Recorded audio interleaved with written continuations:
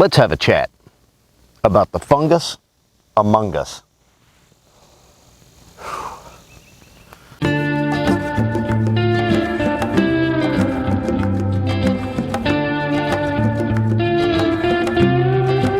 I'm your host, Chintzy.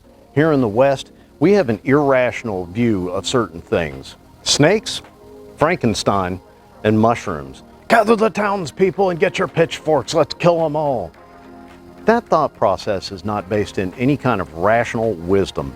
So today, I'm going to have a little talk about funguses and mushrooms in your garden.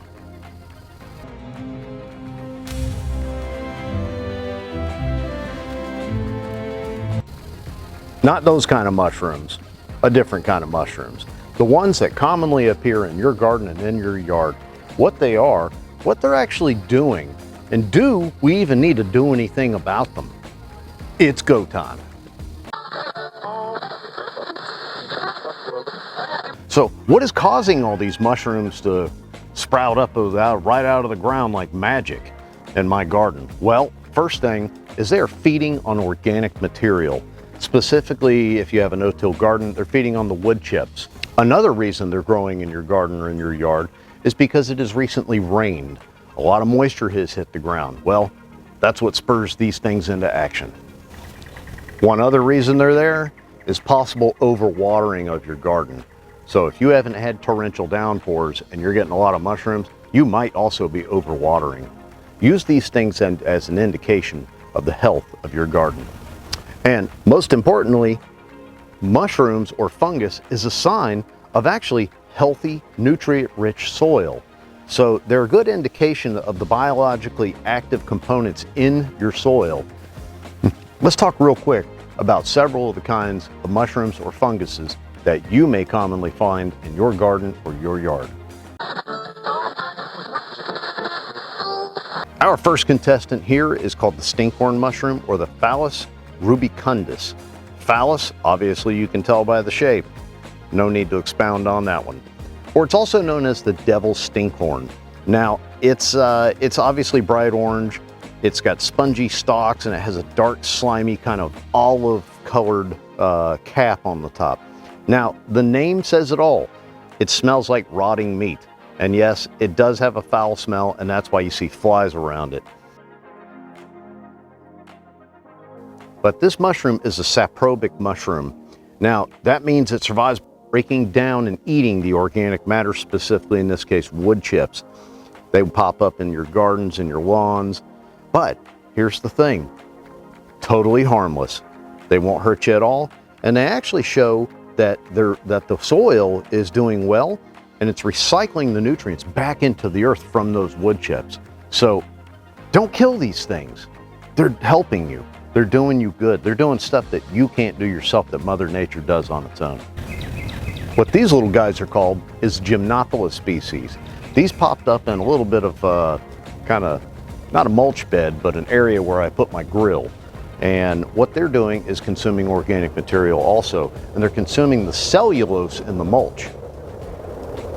Another name for these things is called the laughing gem. I don't know why they call that, because I don't find them particularly funny.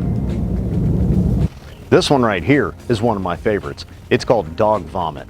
You've probably seen this, and it's actually not a fungus, and it's actually not a mushroom. It's a slime mold, so it's in the same category, but you will probably see this all over your wood chips in your no-till garden. Now, despite the ugly appearance of this thing, it's absolutely harmless, and it's also a decomposer.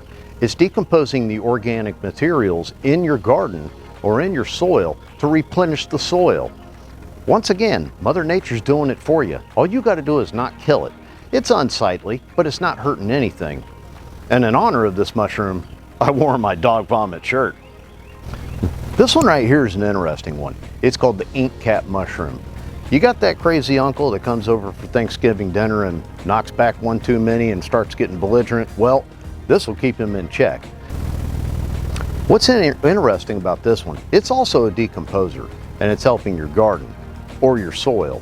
But if it's totally harmless, but if consumed with alcohol, what it does is it stops your liver from being able to process the alcohol, which can lead to poisoning in your body, because alcohol technically is a toxin. So Don't take this mushroom, or actually you shouldn't be eating any of these unless you really know what you're doing and can identify them. But this one will cause you some severe health issues if you consume it within or after 48 hours of consuming alcohol. Boy, that'd put a stop to drinking real fast if everybody had to take these every day. I'm not condoning that. Don't do it. So let me touch real fast on mushrooms and safety. As I said, we've got this irrational belief in the West that every mushroom is out to kill me. No, these are very good things to have. But unless you are an expert at identifying these, and I don't claim to be one, some of them I'm comfortable with, others not so sure. But unless you really know what you're doing or you're an expert mycologist, do not consume any of these. Here's a fun fact. According to Science Daily, scientists have recently discovered a network of 68 quadrillion miles of mycorrhizal fungi across the Earth. That's enough to stretch about 1/10 the way across the Milky Way, which is roughly 96 million light years across. This fungi connects about 70% of the roots of plants across the globe. Concerned about the carbon footprint? Well, this fungi consumes about 4 billion tons of carbon dioxide each year. I understand we have 8 billion people on the planet to feed, so I understand to some degree. But these large-scale agricultural networks have about 50% less mycorrhizal fungi network in the soil. What that means is the plants rely less on the fungal network and more on synthetic fertilizers, which absolutely destroys the fungal network. And if you're concerned about that, I'll post a link right here for do-it-yourself organic fertilizer so we don't destroy the planet.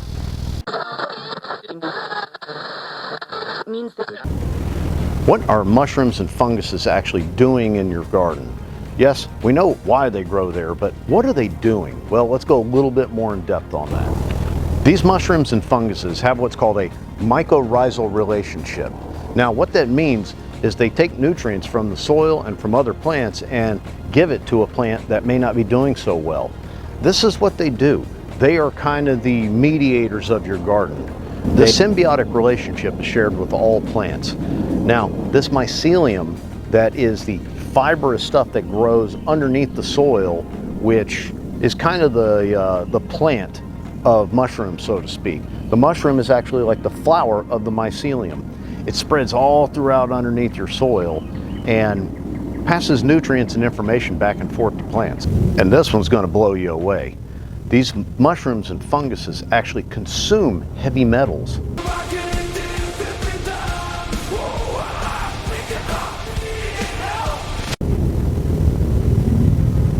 Yeah, something like that. What they're doing is called bioabsorption and bioaccumulation. Now what that means is they bind to the cell walls of these heavy metals and then they absorb them into their own cells, thus taking the heavy metals out of your soil. And nobody likes to eat heavy metals. And they're definitely not good for you. And they've contaminated our soil all over the place. Well, the fix for that? Mushrooms. As I mentioned before, these mushrooms and funguses are breaking down the organic matter in your soil, and what they're doing is returning the bioavailability back into the soil. So absolutely priceless. That's not something you or I can do. That's not something a machine or technology can do. Mother Nature does it on its own. These things, we need them. We need them in our gardens. We need them in our soil. Don't destroy them. Don't kill them. Embrace them. But don't eat them. Unless you know what you're doing. Do you need to do anything about mushrooms in your yard or in your garden? Yes, you need to panic and freak out. No, leave them alone and let nature do its thing. But as I said previously, you need to monitor your pets and your children to make sure they're not out there eating them. So my dogs, if I mess with them, they don't mess with them. So it's as simple as that. Children, just have a talk with them. Use this as an educational means to show them what's going on and tell them what's going on. They might learn something. Do you need to kill these things or remove them? Absolutely not. But in the immortal words of the great philanthropist Fred Flintstone, who once said, "Man is the most insane species. He worships an invisible God and destroys a visible nature, unaware that this nature he's destroying is the God he's worshiping.